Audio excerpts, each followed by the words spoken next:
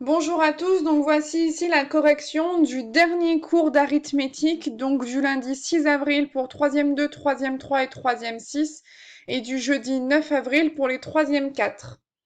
Donc cette séance-là était assez répétitive, il y avait plein de fois la même chose, mais on va tout corriger ici ensemble. On vous demandait dans l'exercice 10 si les fractions suivantes étaient irréductibles. Donc je vous rappelle, irréductible, ça veut dire qu'on ne peut pas réduire, qui sont déjà simplifiées au maximum. Donc ici, pour la fraction numéro A, on voit que le numérateur et le dénominateur sont 84 et 78. Ce sont tous les deux des nombres pairs, donc ils sont tous les deux divisibles par 2. Donc la fraction, elle n'est pas irréductible, puisque les numérateurs et dénominateurs peuvent être tous les deux divisés par 2, auquel cas du coup on peut simplifier la fraction par 2. Peut-être même plus que ça, on ne le sait pas encore, mais ici déjà juste en regardant ces nombres-là, il faut qu'on voit qu'on peut la simplifier par 2. Pour la fraction b, c'est exactement le même raisonnement ici, on regarde 245 et 210. Je la refais, leurs chiffres des unités sont 0 et 5, ça veut dire qu'ils sont tous les deux divisibles par 5. Donc cette fraction-là, 245 sur 210, on peut au moins la simplifier par 5. Donc elle n'est pas irréductible non plus. Ici, du coup, si les fractions n'étaient pas irréductibles, le but de l'exercice, ça va être de les rendre irréductibles. Et pour cela, du coup, on vous a un petit peu guidé dans les questions. Dans un premier temps, on vous demandait de faire la première étape pour rendre irréductible une fraction, en vous disant quelle était cette étape. On vous demandait de décomposer les nombres en facteurs premiers, les 4 nombres qui, du coup, composaient les 2 fractions. Donc c'est parti, on lance le tableau avec 84. Il est pair, on peut le diviser par 2. Ça fait 42, qui est encore pair. On le divise encore par 2. Ça fait 21. Et 21, c'est du coup dans la table de 7 et aussi dans la table de 3. On fait à peu près ce qu'on veut ici dans l'ordre. Tant qu'on fait bien les deux, il faut d'un côté le diviser par 3 et ensuite le diviser par 7. Vous avez très bien pu inverser, diviser d'abord par 7 puis après par 3. Ça revient au même, dans tous les cas, on a le 3 et le 7. Ici, du coup, 84, sa décomposition en facteur premier, c'est 2 fois 2 fois 3 fois 7. Et je répète encore une fois, même si je l'ai déjà beaucoup dit à la correction précédente, on n'hésite pas à recopier cette multiplication à la calculatrice. 2 fois 2 fois 3 fois 7, on le fait à la calculatrice et on vérifie bien que ça fait 84. C'est parti, on continue avec 78. Il est pair, on divise par 2. Ça nous donne 39. 39, il est impair, donc on va pas le diviser par 2, on peut pas. Par contre, on peut regarder s'il est divisible par 3. Et pour cela, on fait 3 plus 9. Ça fait 12. Donc c'est bon, 12 est bien divisible par 3, 39 aussi. Donc je le divise par 3 et j'obtiens 13. 13 est un nombre premier, ça veut dire que c'est quasiment terminé, qu'il reste plus qu'à diviser par 13 et on obtient 1. La décomposition en facteur premier de 78, c'est 2 fois 3 fois 13 et on le vérifie à la calculatrice. 245 maintenant.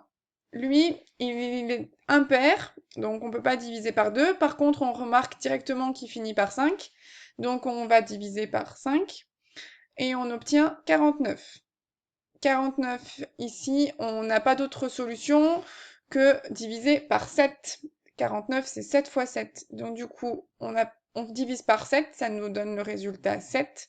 Et finalement, 7 est un nombre premier, donc il ne nous reste plus qu'à diviser encore par 7 pour trouver 1. Finalement, la décomposition en facteur premier de 245, c'est 5 fois 7 fois 7, qu'on vérifie à la calculatrice. On termine la décomposition de 210. Il est pair, donc on divise par 2. On obtient 105, qui lui se termine par 5. Donc on divise par 5 et on obtient 21. Et 21, encore une fois, soit on écrit que c'est 3 fois 7, soit on écrit que c'est 7 fois 3. On le fait dans l'ordre qu'on veut, ça revient au même que sur le tout début, sur le 84. Finalement, ici, la décomposition en facteur premier de 210, c'est 2 fois 3 fois 5 fois 7. Je les ai bien remis dans l'ordre croissant. Et on n'oublie pas de vérifier ça à la calculatrice. Donc ici, j'ai fait la première étape pour rendre irréductible une fraction. J'ai décomposé en produit de facteurs premiers les numérateurs et les dénominateurs. Du coup, pour rendre irréductible la fraction 84/78e, vous, c'est juste au-dessus sur votre cahier, moi je le recopie ici. Voici les deux décompositions, celle du numérateur, celle du dénominateur. Donc je réécris 84/78e sous la forme 2 fois 2 fois 3 fois 7 sur 2 fois 3 fois 13.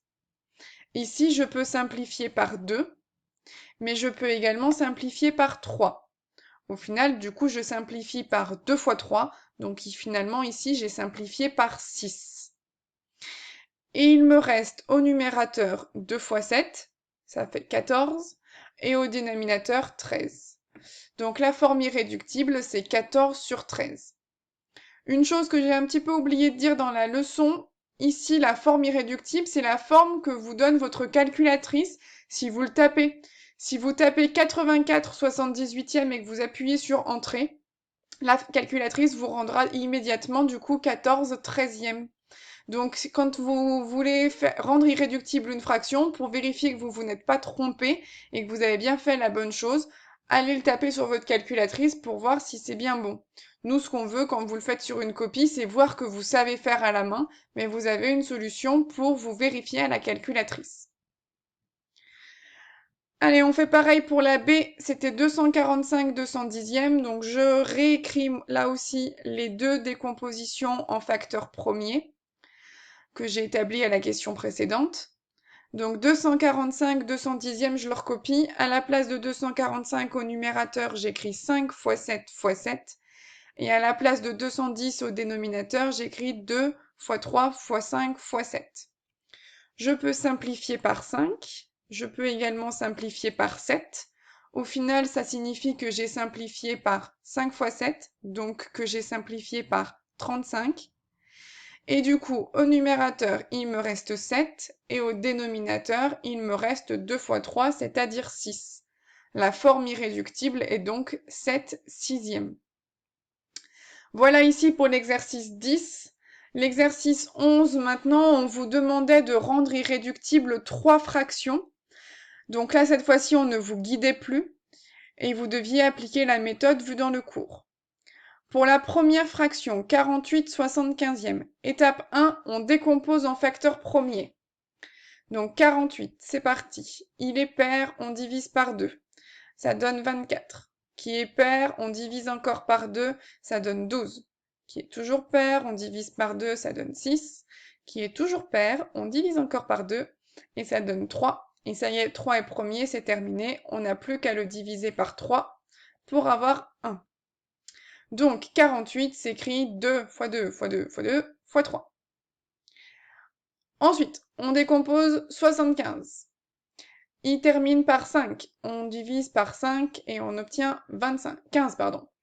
15 termine encore par 5, on divise encore par 5 et ça nous donne 3. Et ça y est, c'est presque fini. Il ne reste plus qu'à diviser 3 qui est premier par lui-même pour obtenir 1. La décomposition, en produit de facteurs premiers de 75, c'est 3 fois 5 fois 5. Donc on réécrit 48/75e sous la forme 2 fois 2 fois 2 fois 2 fois 3 sur 3 fois 5 fois 5. Et finalement, on ne peut simplifier ici que par 3. Donc au numérateur, il nous reste 2 fois 2 fois 2 fois 2 qui fait 16, et au dénominateur, il nous reste 5 fois 5 qui fait 25.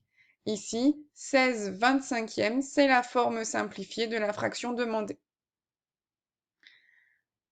On continue avec 126/180e. Exactement pareil ici, étape 1, on décompose.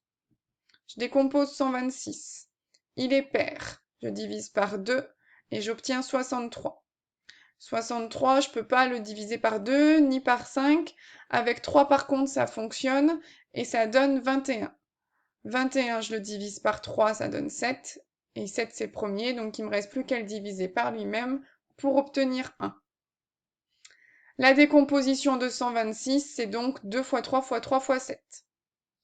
On fait pareil avec 180. Il est pair, on divise par 2. on obtient 90, qui est pair, on divise encore par 2, on obtient 45. 45 se termine par 5, on divise par 5, et on obtient 9. Et 9, on le divise par 3, ça fait 3, qu'on redivise encore par 3, et ça fait 1. La décomposition de 180, c'est donc... Ah mince, j'ai oublié de recopier. C'est 180, pardon, ici. C'est 2 fois 2 fois 3 fois 3 fois 5. Donc 126 180e, c'est 2 fois 3 fois 3 fois 7 sur 2 fois 2 fois 3 fois 3 fois 5. On peut simplifier par 2. On peut également simplifier par 3. Et encore par 3. Finalement, on a simplifié par 2 fois 3 fois 3. On a simplifié par 18. Et il nous reste 7 sur 10. Une dernière fraction à rendre irréductible. Alors ici, je vais aller plus vite parce qu'encore une fois, c'est la même chose. On décompose 260 en facteur premier. Vous faites pause si vous avez besoin. On obtient 2 fois 2 fois 5 fois 13. On décompose 156 en facteur premier. On obtient 2 fois 2 fois 3 fois 13. On peut du coup simplifier par 2, et puis encore 2, et puis encore 13, ce qui nous donne du coup 5 tiers. Donc voilà pour l'exercice 11. Si vous avez des questions, vous n'hésitez pas. L'exercice 12 maintenant. On nous disait qu'on avait un capitaine qui avait un trésor avec 69 diamants, 1150 perles et 4140 pièces d'or. On nous demandait dans une première question de décomposer en facteur premier les trois nombres. Je décompose 69. Je le divise par 3, ça donne 23. 23 étant premier, c'est terminé. Et du coup, la décomposition en facteur premier de 69, c'est 3 fois 23. On fait pareil avec 1150. Là, c'est pareil, hein, je passe un petit peu parce que c'est relativement toujours la même chose. On obtient du coup 2 fois 5 fois 5 fois 23. Et on recommence encore avec 4140. Et au final, on obtient 2 fois 2 fois 3 fois 3 fois 5 fois 23. Dans une deuxième question, on nous demandait combien il y avait de marins, en sachant que le capitaine il avait partagé équitablement son trésor et que toutes les pièces, toutes les perles et tous les diamants avaient été distribués. Donc ici, j'ai recopié les décompositions que j'ai obtenues à la question d'avant. C'est pas un hasard si on vous le demande à la question d'avant. Et si on analyse un petit peu ici ces décompositions, on se rend compte qu'on a du coup le 23 qui est un diviseur du coup commun à 69, 1150 et 4140. Et on n'a aucun autre diviseur commun aux 3. Les trois nombres ici ont pour unique diviseur commun 23.